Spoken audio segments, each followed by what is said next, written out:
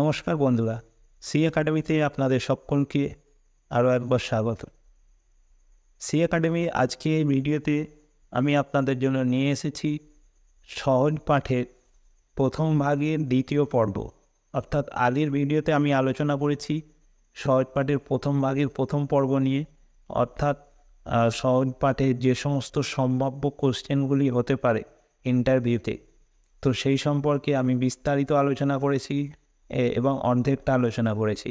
আর আজকের ভিডিওতে আমি বিস্তারিত আলোচনা করতে চলেছি বাকি অর্ধেক অংশটুকু নিয়ে।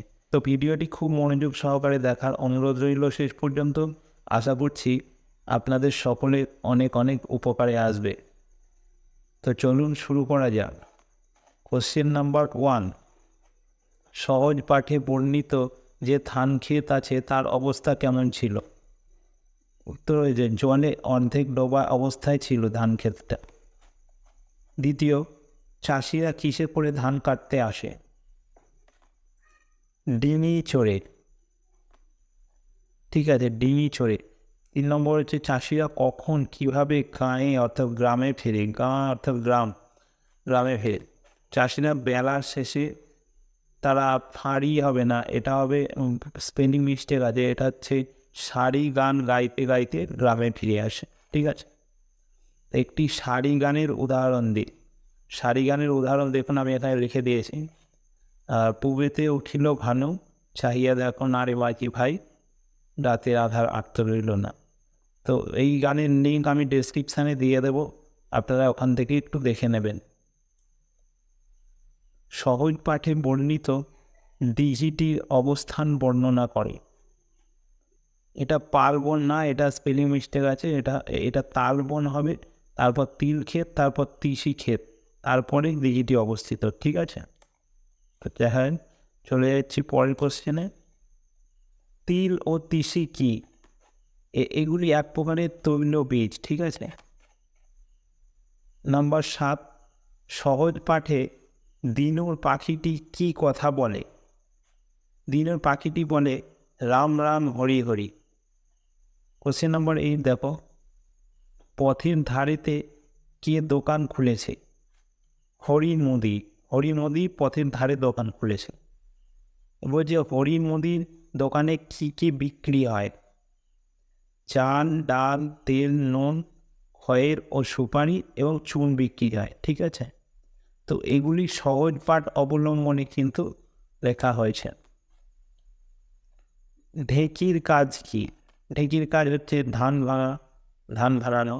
ঠিক আছে, গোয়ালিনীর এখানে কাজ কি? ঠিক আছে, বিধু গোয়ালিনী ও তার ছেলে গরুর দুধ দোয়ায়। রাশি শব্দের অর্থ কি? রাশি শব্দের অর্থ হলো এক জায়গায় জড়ো করা বা স্তূপ করে সাজানোকেই রাশি বলে। ঠিক আছে, দুঃখী বুড়ি কি করে? উনুন ধারে বসে আগুন পোয়ায়। কোশ্চেন নাম্বার 14 দেখো, চড়ুই ভাতি কথার অর্থ কি? বাগানে, জঙ্গলে বা বাড়ি ছাড়া অন্য কোনো জায়গায় পিকনিক করা অর্থাৎ রান্না করে খাওয়াকেই চড়ুই ভাতি বলে। কেমন? দেখো পরের কোশ্চেন, সহজ পাঠে কবি আমাদের যে ছোট নদীটির কথা বলেছেন তার গতিপথ কেমন? তার গতিপথ ছিল আঁকা বাঁকা অজগর সাপের মতো। ঠিক আছে, পরের কোশ্চেনে চলে যাচ্ছি। বৈশাখ মাসে নদীতে কতটা জল থাকে? 1 হাঁটুর সমান জল থাকে। এটা সহজ পাঠে বর্ণিত আমাদের ছোট নদীর কথা বলা হয়েছে। কাশফুল কখন ফোটে? কাশফুল আমরা সকলেই জানি শরৎকালে ফোটে। বাদল শব্দের অর্থ কি? বাদল শব্দের অর্থ হলো বৃষ্টি। বর্ষাকালে নদীর রূপ কেমন থাকে? বর্ষাকালে নদী সম্পূর্ণ জলে ভরে থাকে, তাতে কলকল শব্দে খরস্রোত দ্রুত গতিতে ঘোলা জল নিয়ে প্রবাহিত হয়। তো এটা শরৎকালের নদীর যে প্রকৃতি তার বর্ণনা করা হয়েছে। কুল বলতে কি বোঝানো হয়েছে এখানে?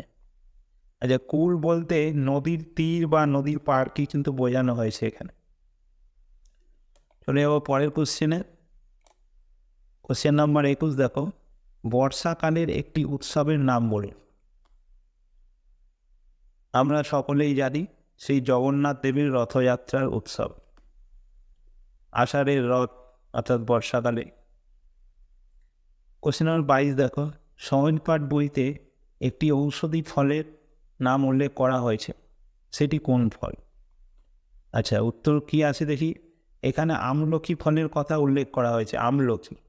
ঠিক আছে, নেক্সট কোশ্চেন দেখো, আমলকি কয়েকটি ভেষজ গুণ উল্লেখ করুন। ঠিক আছে, দেখে নেওয়া যাক আমলকির কী কী ভেষজ গুণ রয়েছে। কোষ্ঠকাঠিন্য, বদ হজম ও বুক জ্বালা সারাতে এটি খুবই কার্যকারী। এই ফলে প্রচুর পরিমাণে ভিটামিন সি থাকে, যা ত্বক ও চুলের জন্য খুবই উপকারী। এছাড়াও এটি অতিরিক্ত মেদ ও ওজন কমাতে সাহায্য করে। এটি কোলেস্টেরল ও ডায়াবেটিসের মতো সমস্যারও সমাধান করতে সক্ষম। আর এটি মানুষের শরীরের রোগ প্রতিরোধ ক্ষমতা বৃদ্ধি করে। নেক্সট কোশ্চেন, শরৎকালে কী কী ফুল ফুটতে দেখা যায়? শরৎকালে শিউলি, টগর ও মালতী ইত্যাদি। কোশ্চেন নাম্বার 25 দেখো, শরৎকালের পরিবেশটা কেমন থাকে তা সহজপাঠ বই অনুযায়ী বর্ণনা করে। ঠিক আছে, সহজপাঠ বইতে শরৎকালকে কীভাবে কবি তুলে ধরেছেন সেই হিসাবে এখানে বলতে বলেছে। দেখো আমি চেষ্টা করেছি সহজপাঠ বই অনুযায়ী উত্তরটা তৈরি করার। শরৎকালের নীল আকাশে সাদা মেঘের ভেলা বিচ্ছিন্নভাবে হাওয়ায় ভেসে বেড়ায়। দিঘি বা জলাশয়গুলি জলে পূর্ণ থাকে এবং তাতে নানা ধরনের জলজ ফুল ফুটে থাকে, যার মধ্যে অন্যতম হলো শাপলা বা শালুক ফুল। এছাড়াও সবুজ ধানে মাঠ ভরে থাকে এবং সেই ধান গাছে হাওয়ায় ঢেউ খেলায়। এই সময় দিন হয় রৌদ্র উজ্জ্বল এবং মেঘমুক্ত আকাশ, আর শ্রেষ্ঠ উৎসব দুর্গা উৎসব অনুষ্ঠিত হয়। তাই চারিদিকে ছুটির একটা আমেজ থাকে, সব মিলিয়ে একেবারে একটা জমজমাট সময় থাকে এই শরৎকালে। ঠিক আছে, তো এটা আমরা প্রত্যেকেই জানি, কিন্তু কবি যেইভাবে বর্ণনা করেছেন সেভাবে গুছিয়ে একটু বলার চেষ্টা করতে হবে সহজ পাঠ অনুযায়ী। ঠিক আছে, দেখো পরের কোশ্চেন, ভেলা কাকে বলে? কলা গাছের তৈরি ভাসমান বস্তুকে ভেলা বলে। এই কোশ্চেনটা সম্ভবত 2023 স্টেটেতেও এসেছিল, বাংলা যে আনসিনটা দেওয়া হয়েছিল ওখানে ছিল এটা। মোহিনী মাসি বৈশাখ মাসে কোথায় ছিল? নৈনিতালে ছিল। দেখো, নৈনিতাল শহরটি কোন রাজ্যে অবস্থিত? নৈনিতাল শহরটি উত্তরাখণ্ড রাজ্যে অবস্থিত। চৌবাসা কোথায়? এটি ঝাড়খণ্ড রাজ্যে অবস্থিত একটি ছোট শহর। গৈলা কোথায় অবস্থিত? বর্তমানে এটি বাংলাদেশের বরিশালে অবস্থিত। তারপরে কোশ্চেন, নৈহাটি শহরটি কোথায় অবস্থিত? নৈহাটি শহরটি উত্তর 24 পরগনা জেলায় হুগলি নদীর বাম পাশে অবস্থিত। তো এই জায়গার নামগুলো কিন্তু সহজপাঠ বইয়েতে দেওয়া রয়েছে, তো সেখান থেকেই তুলে তুলে আমি পরপর সাজিয়ে লিখেছি। এগুলো কিন্তু খুব গুরুত্বপূর্ণ, মনে রাখার চেষ্টা করছেন সকলে। তারপরে দেখো, খুড়ো বলতে কাকে বোঝানো হয়েছে? খুড়ো বলতে কাকাকে বা বাবার ভাইকে বোঝানো হয়েছে। কোঠা বাড়ি কাকে বলে? ইটের তৈরি ছাদযুক্ত পাকা বাড়িকেই কোঠা বাড়ি বলে। আচ্ছা, এখানে একটু স্পেলিং মিস্টেক হয়েছে। এখানে হচ্ছে রামধনুর কটি রং ও কী কী হবে সেটা আসেনি, যাই হোক আমি বলে দিচ্ছি। উত্তর হচ্ছে, দেখো, রামধনুর 7টি রং আমরা সকলেই জানি, কী কী দেখে নিই। বেগুনি, নীল, আকাশি, সবুজ, হলুদ, কমলা ও লাল। তো এটাকে মনে রাখার যে সূত্রটা রয়েছে সেটাও আমরা কম বেশি সকলে জানি, তাও বলে দিচ্ছি। বেনি, আসহ, কলা।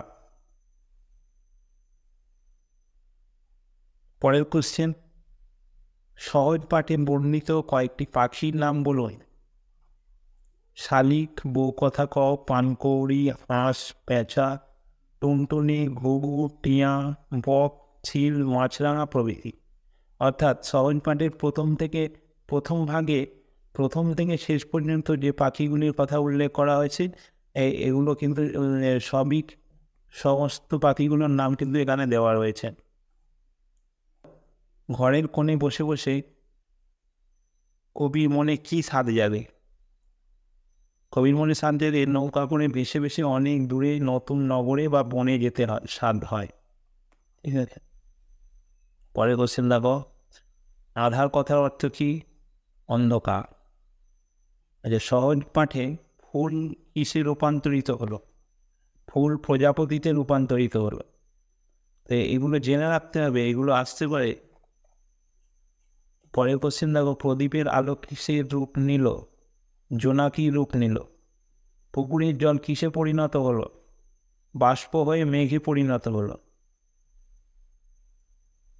পরের কোশ্চেন দেখো, সহজ পাঠে লেখক এখানে নিজেকে কি হওয়ার কথা মনে মনে কল্পনা করে?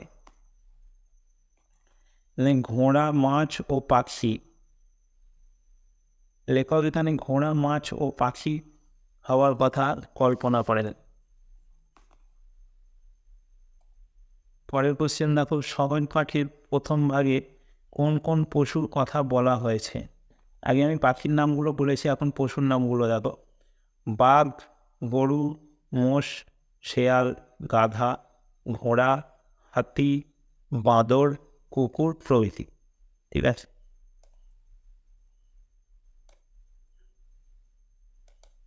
দেখে নেব পরের কোশ্চেন। সহজ পাঠের প্রথম ভাগ বইতে কোন কোন ফুলের কথা উল্লেখ করা হয়েছে? আচ্ছা, প্রথমে আমরা পাখির কথা উল্লেখ করেছিলাম, তারপর পশুর কথা উল্লেখ করলাম, এবার আমরা ফুলের কথাগুলো উল্লেখ করব। দেখো, জবা ফুল, বেল ফুল, নাল ফুল, জুঁই ফুল, কাশ ফুল, শিউলি ফুল, টগর ফুল, মালতী ফুল, অশোক ফুল প্রভৃতি। সহজ পাঠের প্রথম ভাগ বইতে কোন কোন বাংলা মাসের নাম উল্লেখ করা আছে? এখানে বাংলা মাসের বৈশাখ মাস, এটা স্পেলিং মিস্টেক, আষাঢ় মাস হবে, পৌষ মাস, এইসব মাসের নাম উল্লেখ করা হয়েছে। কোন এই বই এখানে এবার দেখো, সহজ পাঠে কোন কোন ঋতুর কথা উল্লেখ করা হয়েছে? গ্রীষ্ম, বর্ষা, শরৎ, শীত ও বসন্ত ঋতুর কথা এই বইতে উল্লেখ করা হয়েছে। অর্থাৎ সহজ পাঠ প্রথম ভাগে বইতে এই সমস্ত ঋতুর কথা উল্লেখ করা হয়েছে। পরের কোশ্চেন দেখো, সহজ পাঠ বইটি কার লেখা? আমরা সকলেই জানি এটি বিশ্বকবি রবীন্দ্রনাথ ঠাকুরের লেখা।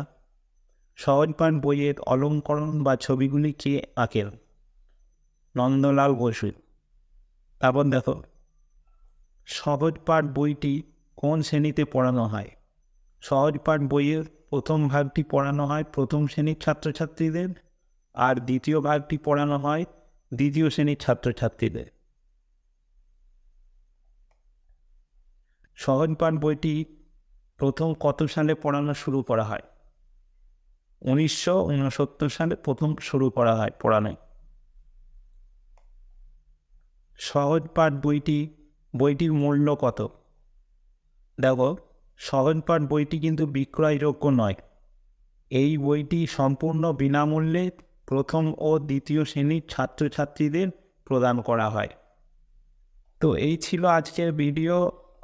সহজ পাঠে প্রথম ভাগ অর্থাৎ ক্লাস 1-এ যেই বইটি পড়ানো হয় সেই বই থেকে সম্ভাব্য প্রশ্নগুলি সমস্ত আলোচনা করা হলো এই দুটো ভিডিওতে। তো ভিডিওগুলো কেমন লাগছে আপনাদের অবশ্যই কমেন্ট করে জানান। চ্যানেলে যদি নতুন হয়ে থাকেন চ্যানেলটিকে সাবস্ক্রাইব করে আমাদের সাথে জুড়ে থাকুন। এই ধরনের ইন্টারভিউ সংক্রান্ত গুরুত্বপূর্ণ ভিডিও আমি নিয়ে আসব। ভিডিওটি লাইক করবেন, বন্ধুদের সাথে শেয়ার করবেন। ধন্যবাদ, দেখা হচ্ছে পরের কোনো ভিডিওতে।